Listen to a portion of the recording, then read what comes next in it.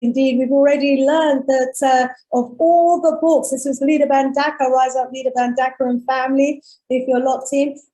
Yes, Nkrumah said of all the books that he had read, and he was very well read, he said the book that influenced him most was The Philosophies and Opinions of Marcus Messiah Garvey.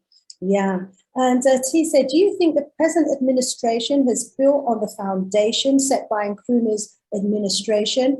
My brother Michael, I wonder if you would like to comment on that, please. To what extent has the present administration taken forward the foundations that were set? Well, I'm very sorry, I can't comment because I do not support that party. So I find it, I don't want to comment.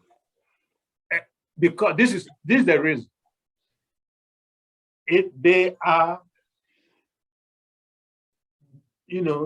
the party presently, they come from the group that overthrew Kwame Nkrumah. So I don't want to comment. Yes, I'd suggest people go so that is, if you don't have anything good to say about people, I was taught when I was a young person that you don't say anything. If you don't have anything good to say, then don't talk. So that should speak for itself. We hear you on that one. We hear you on that. So I just want to direct the family to one of my videos that was done by our brother Leader Bandaka, where, what do we call it? We're looking at the politics of Africa, assassinated prophets, celebrated puppets. And I think it was the third in the series where we looked at the overthrow of Kwame Nkrumah and those who were instrumentally involved in that. And there's the evidence and the information there for all to see who those people were that were involved in the overthrow of Kwame Nkrumah. That's why it was said yesterday that he didn't die from, the cancer of the body. He died from the cancer of betrayal. And sadly, all too often, it's the same story among us as a people. It's our own people that tend to, betray those who are doing great works and kill and out the light and the vision, or try to out the light and the vision of our great ones. And they are of no match. They can't walk in the shoes of this great man. And 50 years on, still trailing behind the vision and the works that he did. It's a very pitiful state of affairs indeed. But we hear you not wanting to comment on that, but we can comment.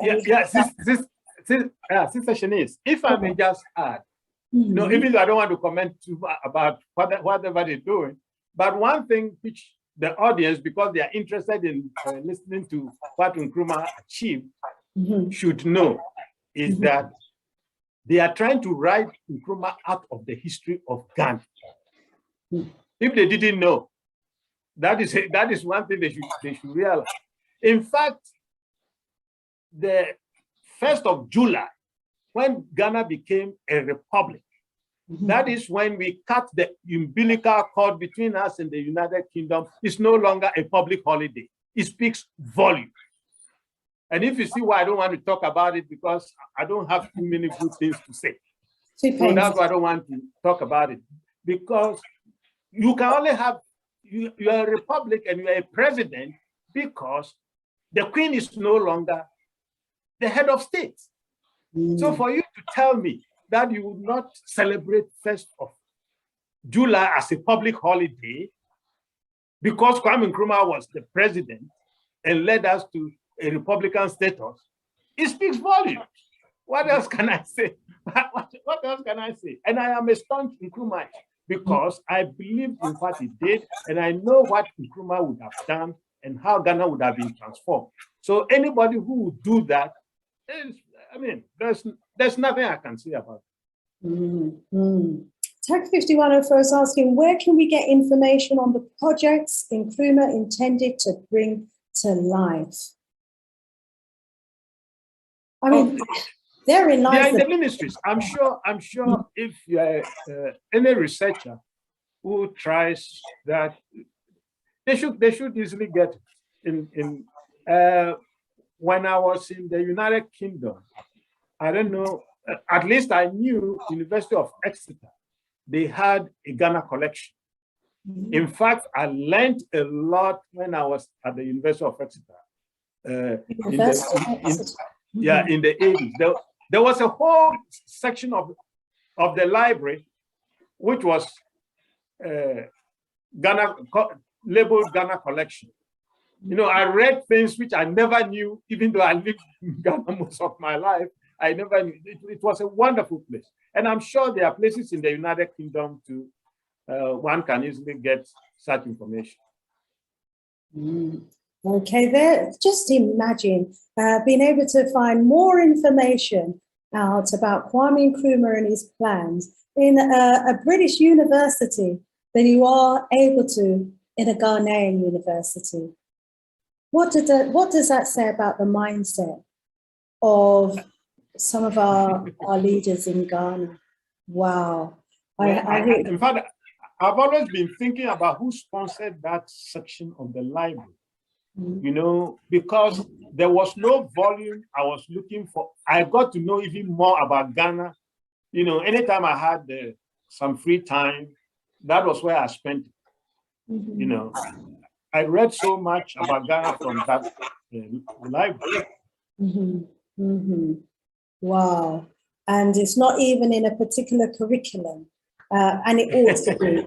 Yeah, there in that section is the basis of a curriculum and a course of study that all, aspiring economists, African political leaders, African strategists, African, that's where we should all be looking and studying. Okay, we're already, at the top of the hour, but let's bring in just a few more questions. Let's see what we've got. Ida saying, what a presentation. Didn't know about all of the industries he set up. A lot are now under foreign control. Most Ghanaians don't know they were started in Nkrumah's time. Thank you for the information. We thank you too, Ida, for tuning in. And, please do share, because, we're the ones who are going to have to do the teaching, because as we've heard, there are greater moves to remove Kwame Nkrumah's vision and his works and everything that he stood for than there are those in education in Ghana trying to keep his memory and his ideology alive. Echo says Nkrumah's 7-year development plan has information on his programs. Okay, so there was a 7-year development plan. So please look out for that as well. First Time says, may the Most High Creator of all the creation, the judge and the juror, the only one worthy of worshiping, praising, thanking, remembering, learning, etc. So, thank you for that. It's not Ghana government publication, available on many libraries. SOAS Library has copies. Okay, great. So you can go to SOAS Libraries as well for a lot of information, and look out for that 7-year development plan as well. That's something clearly that needs studying, because from all of the presentations, what we've clearly been hearing is that Kwame Nkrumah was well ahead of his time indeed, hence why he's known to have been a visionary, and some even say a prophet. Wow, wow, wow. First Time says, greetings from Chicago, USA. Give thanks to the Most High. Welcome, First Time from Chicago as well. Tag 51104, Dr. Jamare, you are very well published. What an impressive body of work from Prior Review, A&M, and HBCU. Wow, wow, wow. Echo is saying, Mikey, can you say a little about the CSIR and the vision Nkrumah had for it, and what happened to it? Well, you see, again, I worked at the CSIR for 10 years. Which is abbreviated for? Council for Scientific and Industrial Research. In fact, the name came about, they wanted to change everything in Ghana. It was Ghana Academy of Sciences, and Nkrumah was the president. from 1961 to 66 when he was overthrown, okay? But because everything about Nkrumah had to be eliminated, the name was changed to the Council for Scientific and Industrial Research. In fact, following, Australia has something similar. They have, something along that. I'm sure, okay, we don't want Nkrumah, anything about Nkrumah to be, so we change it to Council for Scientific and Industrial Research. But of course, they retained the academy, and it was then known as Ghana Academy of Arts and Sciences. So that is what is there now. But the research part, that the scientific and technological part, they moved it as Council for Scientific and Industrial Research. In fact, the headquarters, at least the time I was there, were at the same place. The headquarters of the academy was at the same area as the headquarters of the CSR. So I've known the place for a long time, and well, like I said, I worked at Industrial Research Institute. When I finished what we call national service in Ghana, that was where I took my first job. And it was from there that I went for my PhD and then returned to Ghana and worked, and then I left. And I've never worked in Ghana again since leaving. Yeah. And I didn't have a good experience. So normally when I don't have very good things to say about an organization or about people, I keep my mouth shut. You can only get that if you meet me one-on-one in my office. I don't say anything in public. Yeah. Because I had a very bad, terrible experience.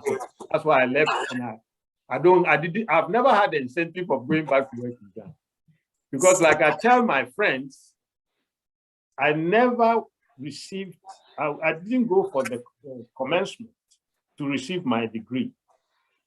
2 weeks after successfully defending my thesis, I was on the plane back to Ghana because I felt as an Nkrumahite, that was where I was supposed to be. I didn't need the certificate to go and receive the certificate to prove anything. Okay, my PhD advisor, sent it to me by, how do you call that? They call it registered mail. That's how I got my certificate. But it was bad, so I decided to leave after nearly 5 years. So tragic. It's so tragic. The brain drain and the number of Africa's most intelligent, most creative, most innovative, those with the most technological knowledge tend to be working in the West rather than working at home, because there are those at home who are not creating the conditions that are conducive for intelligence to flourish. And we hear clearly with the situation with Kwame Nkrumah, someone who was such a visionary, someone who had the interest of the country and the continent at heart. And that's evident from the work he was doing. He was in the process of transforming the country into becoming an advanced, technologically advanced and industrially advanced in engineers in a whole range of industries, light years ahead of his time, But those with their own personal, selfish, self-interest at heart, sabotaged all of that for their own personal gain. And this is the wicked situation and the evilness that we're living with at the moment. And so we've got a lot of, housekeeping to do.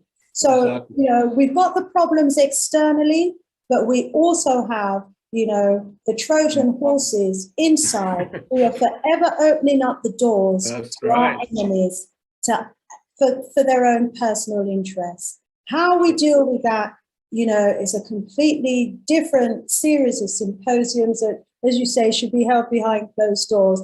Because for as long as those treasonous, treacherous, self-interested individuals continue to reign in power, The vast majority and the country and the continent suffers. It's a wicked system, an evil system. Yeah. You need a critical mass. It brings me back to a critical mass people. If I had people who were, with me, supporting me, you could fight. Yes. You can't fight the system alone. You can't. It doesn't work. It doesn't work. You need a critical mass of people who think the way you think, who are prepared to support you during your hard times. You support them as well, and you lead by example. Yes. See, I mean, it's contagious. Being brave and confident is very contagious. When people see that, this is working, they'll follow. But if you are alone, they know how to cripple you. They really know how to do it. So you will survive as an individual. If you want to challenge the system will deal with you. Right. Oh, yes, indeed, as an individual. So, the cumulative number of people that have watched this series so far goes into the thousands, I'm sure. So family, we all have our job to do. We have been well-watered, well-nourished with information about Kwame Nkrumah's vision. And I think we would all agree, I'm sure we would all agree, that his vision, his blueprint, is what Africa still needs today. And we need to form part of that critical mass. We need to find, the spaces for learning where we can share information about Kwame Nkrumah so that we can all fight together for a better Africa. And the great news is, following these series, is that the plan exists. We know exactly what's needed. We know what needs to be taught in the schools, what needs to be taught in the colleges and the universities, the different engineering courses, technological courses, scientific courses. We know the range of industries. We are now so well informed as a people as to what is required. We know what we need to be demanding. Let's organize within ourselves, within our networks, within our groups, within our communities, and let's be the voice for change that Africa needs. Let me go over to our dear brother, Echaba Edisebo. Just want to give him the opportunity to say a few words, should he want to come in before we close. Thank you very much, my sister, and for all the hard work. It's my wish that maybe if we can get some psychiatrists and psychologists, social scientists, to really research and examine why is it that if I take myself and my generation that has been in effective power from 1982 to the present, and we are a special generation that was brought out by the Nkrumah generation. All the schools and education establishment that Professor Jamra recorded and exposed us to, we were the beneficiaries. But what is important is this: as soon as during Nkrumah's time, you finish from the university, you have a job waiting for you. You have a house, you have a car. You see, they organize for my generation. And they also sponsored us to the best universities in the world. Thousands of us. Oxford, Cambridge, Harvard, Yale, most of the Eastern European countries, some of the best universities in the world, they spent money to send us. And then we come into power from 1982 to the present, and exercising so much power over life and property, and with so much support from the World Bank and IMF, from the European Union, all the support that was denied in Nkrumah was given to my generation. And yet still, we cannot come a tenth near what Nkrumah achieved. So what is wrong with my generation? Not only that, Nkrumah had a team of people that were not as educated as my generation. That's correct. But my generation, we are blessed to have the most trained people. We've gone everywhere. Mention it, any university on this planet, you find a Ghanaian there. And what is important is this: we have experienced quality life. When I am a student at Cambridge, I go to lectures from my university hostel, or if I'm living in town, I don't go over open sewers, gutters. It's healthy environment. So I have a mental vision of healthy environment. If I'm in Pennsylvania, I'm in Houston, Texas, I have a mental vision of a healthy environment that I have enjoyed. Then I come and take power over life and property that Nkrumah could not come anywhere near. That's executing that power. And yet still our conditions are bad. What is it that made my generation to degenerate us and put our people in such harsh living conditions? Having a sense of mental quality, you have a sense of good living environment. But when you come to exercise power, you do the worst. I set up a divestiture implementation committee. The World Bank says that, oh, Nkrumah was too overambitious and was taking up prestigious industries and all this, and that did not befit us. So you don't have to do that. And you also agree with the World Bank. And then all the industries that Nkrumah set up, my goodness, you destroy them. We were producing our own tires. We were producing our own glass, our own batteries. We were producing almost everything that will make us sustainable. And we come and set up a divestiture implementation committee, first headed by one who they called the Prime Minister, P.V. Obin, who is supposed to be a socialist, leftist, Marxist person, under a regime that was directed by Rawlings and Captain Kojo Chikata, who are supposed to be leftist, revolutionaries and all that. And you come and destroy the industrial and manufacturing and agricultural base of the country. What are you doing to the country? You are creating a situation of permanent unemployment. And when you have a situation of permanent unemployment, where the majority of your youth wake up in the morning and they have nothing to look forward to. That is the near collapse of a society. You don't have any society.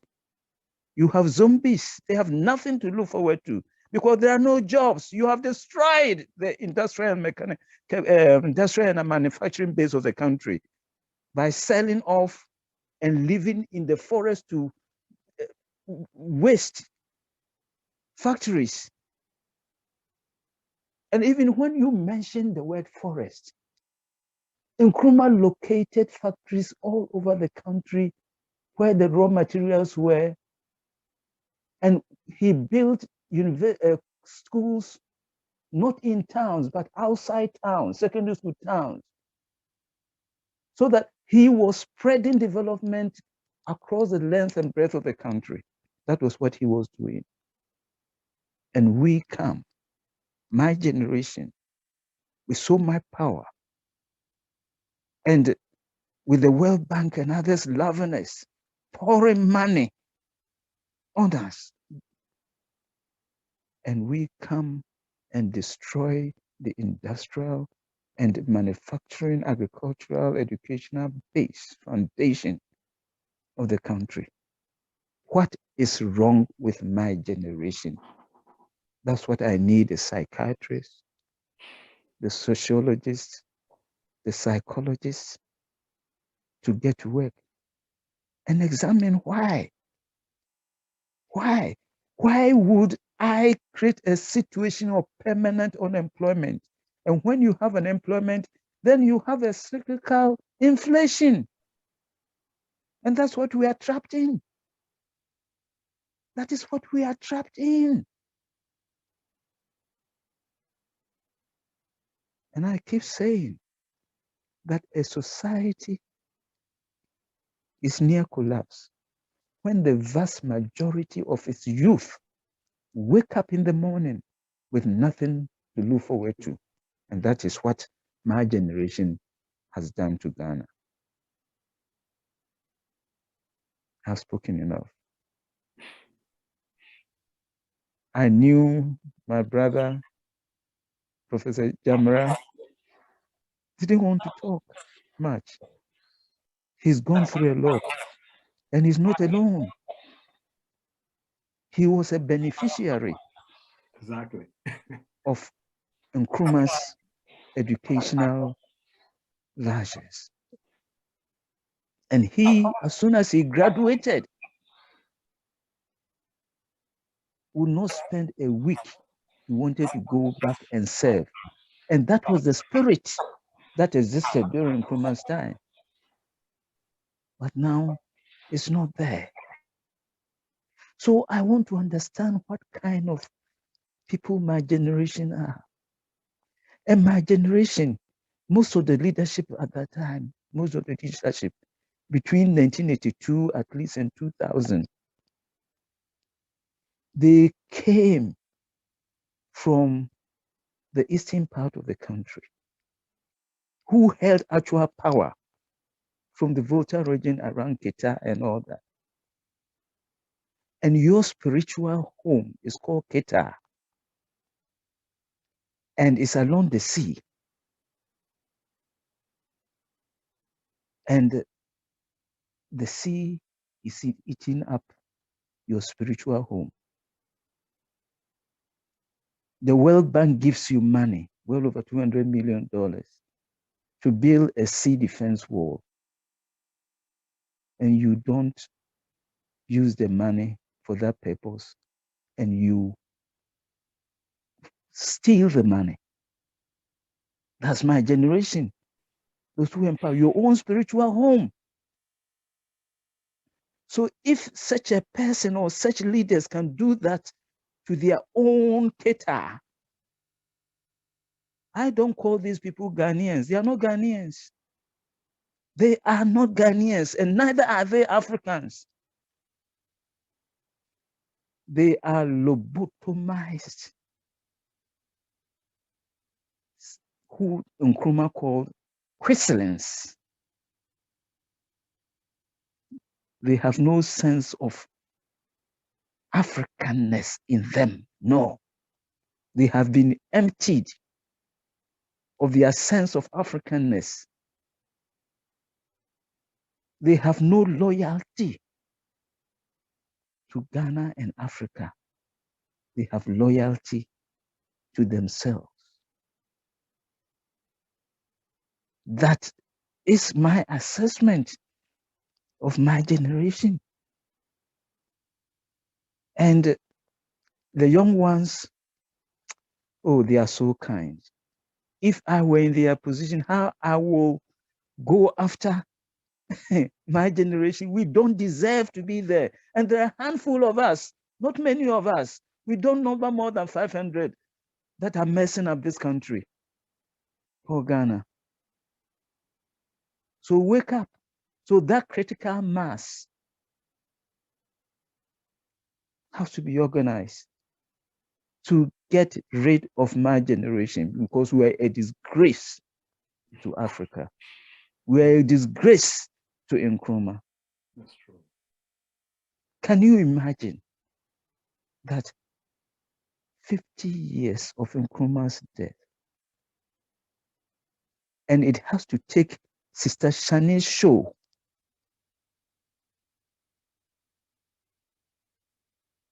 to do something to mark and give respect to Kwame Nkrumah. Nothing like that is happening in Ghana. Nothing like that. Putting 6 days of events online. And my generation, we are walking about calling ourselves presidents, prime ministers, ministers of this and that.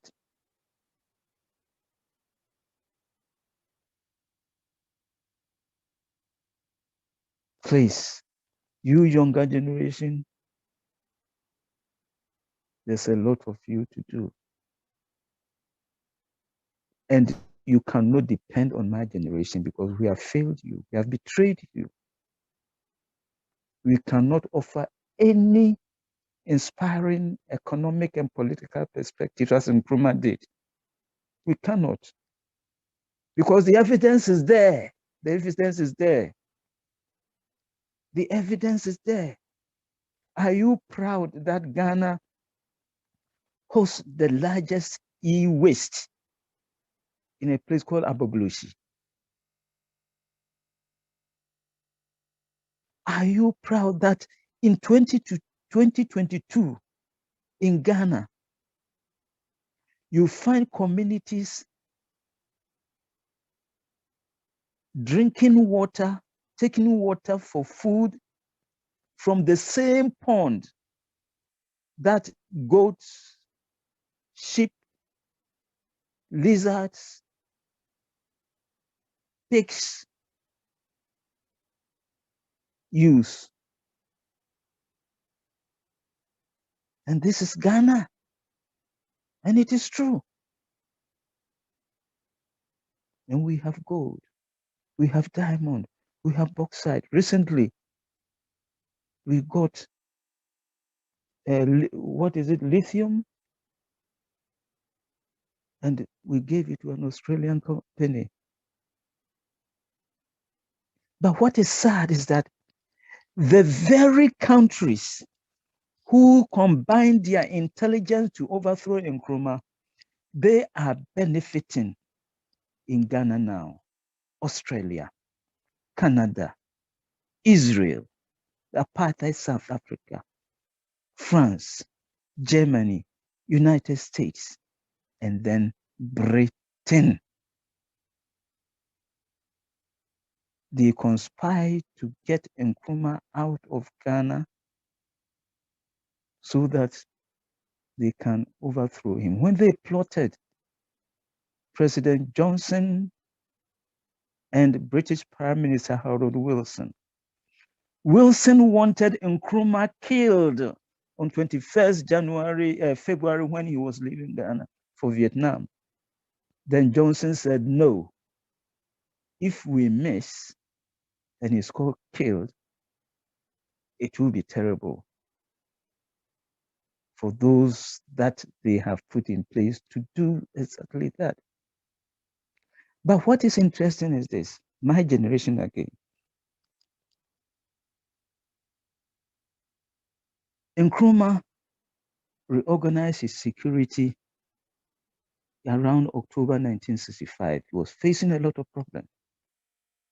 Then he got a civil servant called Eric Otu, whom he put in charge. And just before he left for Vietnam, he had gotten the Attorney General at that time called Geoffrey Bing. to be investigating information that had come to Nkrumah's desk that his chief of police and the head of the Criminal Investigation Department, CID, were involved in the smuggling of diamonds to Israel. So Attorney General Bing did his report and then gave it to Eric Otu, who is the chief of security, for him to give it to Nkrumah. Unknown, Eric Otu rather went and gave the report to the police chief called Hali, and then the CID boss called Deku.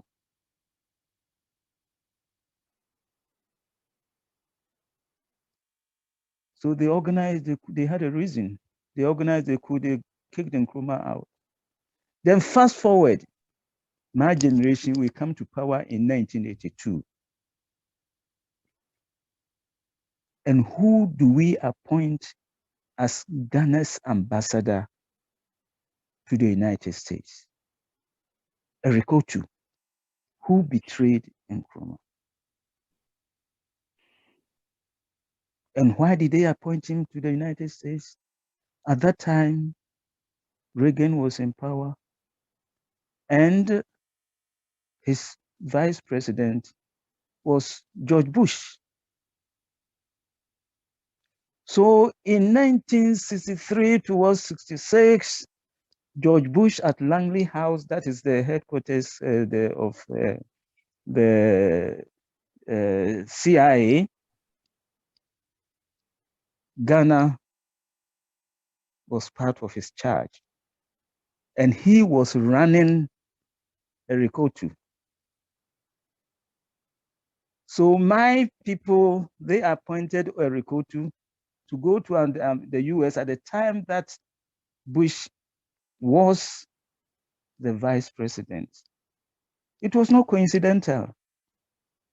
Do you understand what I'm saying? It was not coincidental. Oh, we have done a lot of evil to Ghanaians, my generation. We've done so bad. And Amika Cabral knew what he was talking about when he said Nkrumah died. He said, don't tell me that Nkrumah was killed by any cancer. Nkrumah was killed by the cancer of betrayal.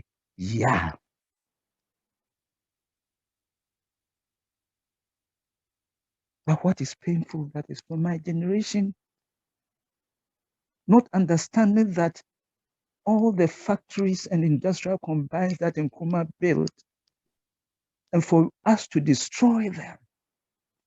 Nkrumah did not build them from his own pockets. It's Ghanaian money. So what kind of mind can do that? And they are still in power. So what kind of mind is that?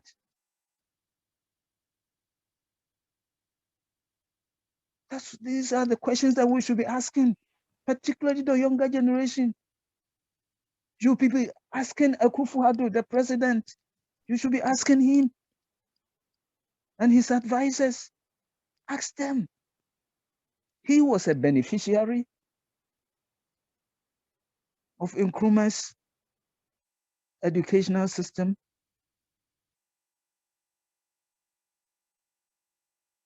And you want to obliterate anything about Nkrumah for a situation to exist in Ghana, for someone to graduate with a first class in political science from the University of Ghana and not to have read a single book of Nkrumah. And this person I met was also running to be as the vice president of a political party to rule Ghana. This is the situation that we are in. in the country. I quite remember, I'll finish by saying something. I quite remember in 1973, I was a librarian, working as a librarian. Then I was doing some research and I couldn't find any of Nkrumah's books on the shelves. Then it occurred to me that, oh, after 66, most of the books were burnt and all that. Then I went to the stock room in the basement to look for some things. Then I saw stuck somewhere boxes. I went and opened the box and I saw Nkrumah's books. Someone had been wise, and I know the person. I can't mention the person. The person is still alive. She's old now. And so I went quickly up to the London Library to check the index box, whether the index cards were there. They were there. Then I went to the reference library and I checked, and the index cards were there. I said, that is good. So I started with the assistance of this lady, putting some of the books back on the shelves. And people were taking them, reading them.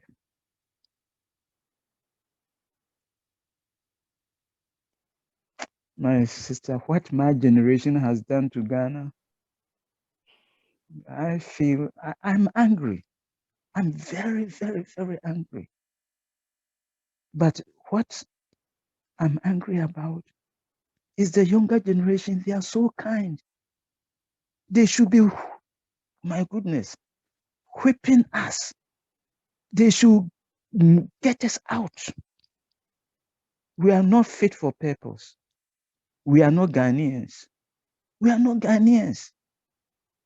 Who is a Ghanaian that will be in his right mind to have power? And you, Ghana, you land of gold. And Nkrumah, by July, was going to inaugurate a gold refinery. Everything was in place in Takwa. And he was overthrown in February. And up to today, we could not set that refinery up. And my generation, we let this pass. So who are we? Who are we? We are not Ghanaians. We are not Africans. So we have to ask ourselves, has the education system helped us? Has the political system helped us? Has our dependency on our colonial masters helped us?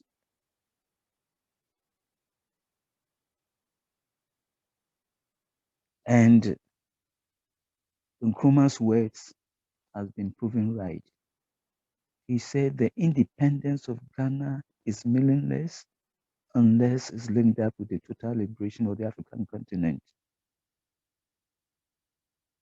And that is it. So when you hear about NATO, US and NATO, then do you think that Nkrumah was mad and crazy talking about African High Command? Doesn't it push you, make you question yourself?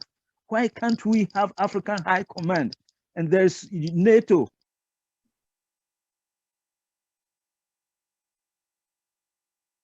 My sister, thank you. I've spoken enough. Thank you very much. We thank you, our elder, for giving us those insights. Clearly, we've got our work cut out, but these series of events are so important because they've exposed, the truths about what's been happening because the truth has been hidden for far too long, buried under a barrage of lies and deceit. But we are exposing the truth. And once the young people have the true knowledge of the true information, they will know what action needs to be taken. My sister, let him come in a minute here. You, something had touched you for you to do something about Nkrumah. Nkrumah built the University of Cape Coast. The residence of the Vice Chancellor of the University of Cape Coast, Nkrumah designed that residence himself. This is how it will look like and all that. And ask, what is the university doing to remember Nkrumah 50 years after his death? Nothing. Then you go to Kumasi University of Science and Technology. As Professor Jamara has explained, Nkrumah's policy. Now that university has been turned into a liberal arts institution, graduating people in religion.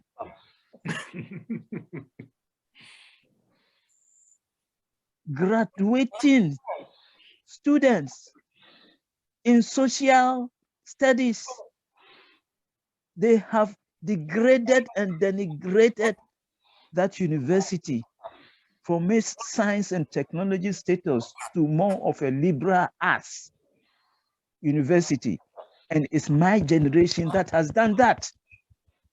My generation. And some of them, they are known outside the world as Nkrumahs, and they have become, some who have been vice chancellors of these universities, and they have supervised this. And they have supervised this. And they call themselves Nkrumahs and Pan-Africanists.